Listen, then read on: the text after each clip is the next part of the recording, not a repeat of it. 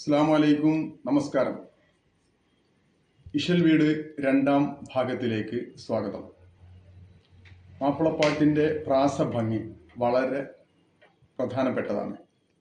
ഒരു മൊഴിയിലെ ഓരോ പദത്തിലെയും ഒന്നാമത്തെ അക്ഷരം ഒരുപോലെ ആയിരിക്കുക, അതാണ് തലക്കമ്പി.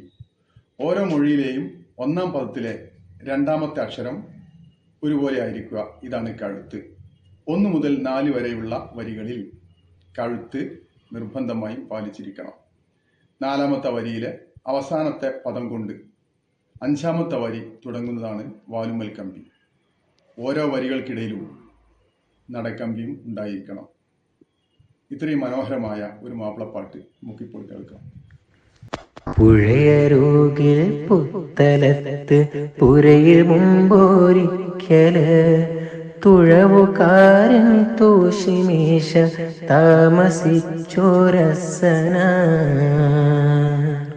അസനാറിനായിഷ എന്നരിമയായ പൈതല് അസലൈല കണ്ണുമായൊരു കുഞ്ഞിമോള് കുടിലിൽ മെല്ലെ കുഞ്ഞിമോള് കുസൃതി കാട്ടി വളരവേ മതിമറന്നു മനമയങ്ങി ബാപ്പയും പിന്നുമ്മയും